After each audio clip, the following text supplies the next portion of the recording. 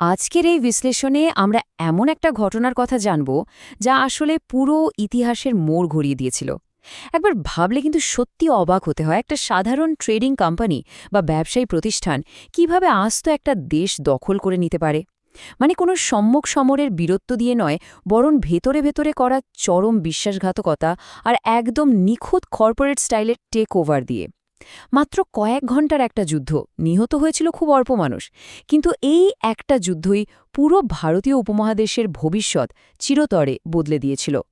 তো চলুন এই ব্যাপারটা একটু গভীরে গিয়ে বোঝার চেষ্টা করি, কিভাবে একটা সাধারণ কর্পোরেশন পুরো একটা জাতি বা দেশ দখল করে নেয়। ১৭৫৭ সালের ঐতিহাসিক পলাশী যুদ্ধকে যদি আমরা আজকের কর্পোরেট দুনিয়ার ভাষায় বিশ্লেষণ করি, তাহলে এটা ছিল ইতিহাসের সবচেয়ে বড় এবং ভয়ঙ্কর এক হস্টাইল কর্পোরেট অ্যাকুইজিশন বা জোরপূর্বক দখল। কারণ এই যুদ্ধ শুধু কামান আর বন্দুক দিয়ে জেতা হয়নি, এই জয় নিশ্চিত করা হয়েছিল চরম লেভেলের বিশ্বাসঘাতকতা দিয়ে। আজকের এই বিশ্লেষণে আমরা পুরো ঘটনাটিকে ৬টি ধাপে ভাগ করে দেখতে পারি। প্রথম ধাপে থাকছে টার্গেট বা লক্ষ্যবস্তু, এরপর নতুন শাসকের দিক থেকে আসা হুমকি, ৩ নম্বরে ভেতরের ষড়যন্ত্র, তারপর সেই ধ্বংসাত্মক বৃষ্টিপাত, চূড়ান্ত বিশ্বাসঘাতকতা এবং সবশেষে কিভাবে একটা কর্পোরেশন ভারতের শাসক হয়ে উঠল। এই ধাপগুলো একটু খেয়াল করলে বোঝা যায় এটা যেন একদম নিখুঁতভাবে সাজানো একটা কর্পোরেট স্ট্র্যাটেজি। ১ নম্বর সেকশন, দি আল্টিমেট কর্পোরেট টার্গেট। যে কোনো কর্পোরেট টেক ওভারের আগে কোম্পানিগুলো তো তাদের টার্গেটের ভ্যালুয়েশন বা মূল্য নির্ধারণ করে, তাই না? ইস্ট ইন্ডিয়া কোম্পানির জন্য সেই মহামূল্যবান টার্গেটটি ছিল অষ্টাদশ শতাব্দীর বাংলা। সেই সময় পৃথিবীর অন্যতম ধনী অঞ্চল ছিল এই বাংলা। অত্যন্ত উন্নত কৃষি ব্যবস্থা, বিশাল সব বাণিজ্য নেটওয়ার্ক, ভীষণ লাভজনক রেশম ও মসলিনের ব্যবসা, প্রচুর মশলা আর কৌশলগত নৌবন্দর। মানে এটা ছিল আন্তর্জাতিক ব্যবসার একটা বিশাল হাব। একজন ইউরোপীয় ব্যবসায়ীর জন্য বাংলা ছিল আক্ষরিক অর্থেই স্বপ্নের মতো। আর এই বিপুল সম্পদের কারণে ব্রিটিশ ইস্ট ইন্ডিয়া কোম্পানির সবচেয়ে লোভনীয় এবং আল্টিমেট টার্গেট হয়ে ওঠে এই অঞ্চল। ২ নম্বর section, the new rulers threat. এখন টার্গেট যখন এত বড়, তখন সেটা রক্ষা করার দায়িত্বে যিনি থাকেন তার সাথে তো কোম্পানির সংঘাত হওয়াটাই স্বাভাবিক। টাইম লাইনের দিকে তাকালে আমরা দেখব ঘটনাগুলো কিভাবে এগোচ্ছে। ১৭০৭ সালে সম্রাট আওরঙ্গজেবের মৃত্যুর পর মুঘল সাম্রাজ্য বেশ দুর্বল হয়ে পড়ে। তখন মুর্শিদ কুলি খান এবং আলীবর্দী খানের মতো নবাবদের অধীনে বাংলা কিন্তু প্রায় স্বাধীনভাবেই চলছিল। এরপর ১৭৫৬ সালে আলীবর্দী খানের মৃত্যুর পর ক্ষমতায় এলেন তার নাতি তরুণ নবাব সিরাজউদ্দৌলা। ক্ষমতায় এসে তিনি দেখলেন চারদিকে শত্রু, আর ইস্ট ইন্ডিয়া কোম্পানি কলকাতায় তাদের ফোর্ট উইলিয়াম দুর্গ গোপনে আরও শক্তিশালী করছে। নবাব এটাকে সরাসরি থ্রেট হিসেবে দেখলেন। ফলশ্রুতিতে ১৭৫৬ সালেই তিনি ফোর্ট উইলিয়াম আক্রমণ করে বসেন। কোম্পানির জন্য এটা ছিল অভাবনীয় একটা বড় ধাক্কা। ৩ নম্বর সেকশন, আর্কিটেক্টিং দি ইনসাইড জব। ফোর্ট উইলিয়াম হারানোর পর কোম্পানির বোর্ড অব ডিরেক্টরস কিন্তু চুপ করে বসে থাকেনি। মাদ্রাজ থেকে পাঠানো হল রবার্ট ক্লাইভকে। আর সে শুধু সৈন্য নিয়ে আসেনি, সাথে করে নিয়ে এসেছিল রাজনৈতিক খেলা আর ষড়যন্ত্রের একদম নিখুঁত ব্লুপ্রিন্ট। রবার্ট ক্লাইভের সেই হস্টাইল টেকওভার স্ট্র্যাটেজিটাই এখানে সবচেয়ে গুরুত্বপূর্ণ পয়েন্ট। ক্লাইভ খুব দ্রুতই বুঝে গিয়েছিলেন যে সরাসরি সম্মুখ যুদ্ধে নবাবকে হারানো প্রায় অসম্ভব। তাই তিনি একটা নিখুঁত ইনসাইড জব বা ভেতরের চক্রান্তের নকশা তৈরি করলেন। বাংলার অত্যন্ত ধনী ব্যাংকার পরিবার জগৎ শেঠের সাথে গোপন যোগাযোগ স্থাপন করলেন। আর সবচেয়ে ভয়ঙ্কর চালটি ছিল নবাবের প্রধান সেনাপতি মীর জাফারের সাথে। মীর জাফারকে সরাসরি বাংলার সিংহাসনে টোপ দেওয়া হল। একটাই শর্ত, যুদ্ধের মাঠে নবাবের সাথে বিশ্বাসঘাতকতা করতে হবে। ৪ নম্বর section, the rainstorm and ruin. ২২ জুন রাতের অন্ধকারে দুই বাহিনী মুখোমুখি। পরের দিন ২৩ জুন ১৭৫৭ সালে শুরু হল সেই ঐতিহাসিক যুদ্ধ। কিন্তু এই যুদ্ধের ফলাফল নির্ধারণে প্রকৃতির এক অদ্ভুত খেয়ালের ভূমিকা ছিল অপরিসীম। সৈন্য সংখ্যার এই বিশাল পার্থক্যটি একবার খেয়াল করি। নবাবের পক্ষে ছিল প্রায় ৫০,০০০ সৈন্য, সাথে বিশ্বস্ত সেনাপতি মীর মদন এবং ফরাসি কামান বাহিনী।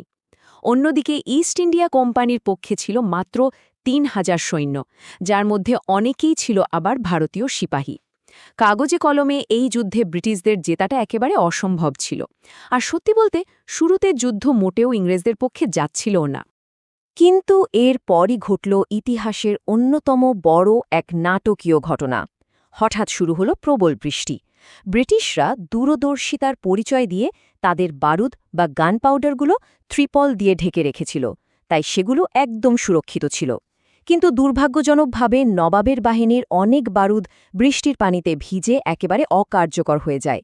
বৃষ্টি থামার পর সিরাজের সৈন্যরা ভেবেছিল ইংরেজদের অস্ত্র বোধহয় নষ্ট হয়ে গেছে, কিন্তু তারা এগোতে শুরু করতেই ইংরেজদের সুরক্ষিত কামানগুলো আবার গর্জে উঠল।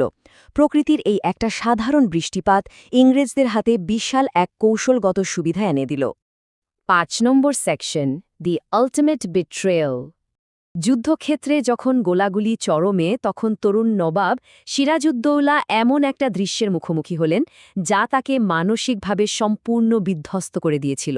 ইনসাইড থ্রেট বা ভেতরের চক্রান্তটি অবশেষে সবার সামনে চলে এলো। নবাব দেখতে পেলেন তার বিশাল বাহিনীর একটা বড় অংশ যুদ্ধই করছে না। প্রধান সেনাপতি মীর জাফরের অধীনে থাকা হাজার হাজার সৈন্য মূর্তির মতো দাঁড়িয়ে শুধু যুদ্ধ দেখছে। ব্রিটিশরা যখন ক্রমাগত এগিয়ে আসছে, তখন মীর জাফরের বাহিনী সম্পূর্ণ নিষ্ক্রিয়। সিরাজউদ্দৌলা বুঝতে পারলেন তার পরাজয় যুদ্ধক্ষেত্রে প্রতিপক্ষের সাহসিকতায় নয়, বরং নিজের শিবিরের ভেতরে থাকা আপন মানুষদের চরম বিশ্বাসঘাতকতায় নিশ্চিত হয়ে গেছে। এই আঘাতটা আসলে কামানের গোলার চেয়েও অনেক বেশি ধ্বংসাত্মক ছিল। নেতৃত্বের এই চরম শূন্যতা এবং বিশ্বাসঘাতকতায় নবাবের বাহিনী সম্পূর্ণ বিশৃঙ্খলার মধ্যে পড়ে যায়। সিরাজউদ্দৌলা বুঝতে পারেন তার আর কিছুই করার নেই। তিনি যুদ্ধক্ষেত্র থেকে পালিয়ে যান, কিন্তু দুর্ভাগ্যজনকভাবে খুব দ্রুতই তাকে বন্দী করা হয় এবং মীর জাফরের লোকদের হাতে নির্মমভাবে হত্যা করা হয়। কর্পোরেট ভাষায় বলতে গেলে একটা দেশের ডিফেন্ডিং বোর্ড অব ডিরেক্টরসের নির্মম পতন ঘটল, আর সফল হল একটা নিখুঁত হস্টাইল টেকওভার। 6 নম্বর সেকশন, এই কর্পোরেশন রুলস ইন্ডিয়া। এই একটা মাত্র ঘটনা পুরো ভারতীয় উপমহাদেশের ভূ রাজনীতিকে চিরতরে বদলে দিল। একটা ব্যবসায়ী প্রতিষ্ঠান কিভাবে একটা বিশাল সাম্রাজ্যের রূপ নিল, এই ছকটা দেখলে আসলে পুরো চিত্রটা পরিষ্কার হয়ে যায়। পলাশির আগে ইস্ট ইন্ডিয়া কোম্পানি ছিল জাস্ট একটা সাধারণ ট্রেডিং কর্পোরেশন, আর পরে তারা হয়ে গেল শাসনতান্ত্রিক ও সামরিক শক্তিতে বলীয়ান এক শাসক গোষ্ঠী। বাংলার স্বাধীন নবাবের জায়গায় বসানো হল কোম্পানির হাতের পুতুল মীর জাফরকে। আর বাংলার সেই বিপুল অর্থনীতি আর সমৃদ্ধি, সেটা পরিণত হল ব্রিটিশদের লুটপাট আর কর আদায়ের বিশাল এক কারখানায়। বাংলার বিপুল সম্পদ পাচার হয়ে ব্রিটিশ সাম্রাজ্যকে আরও শক্তিশালী করে তুলতে লাগল।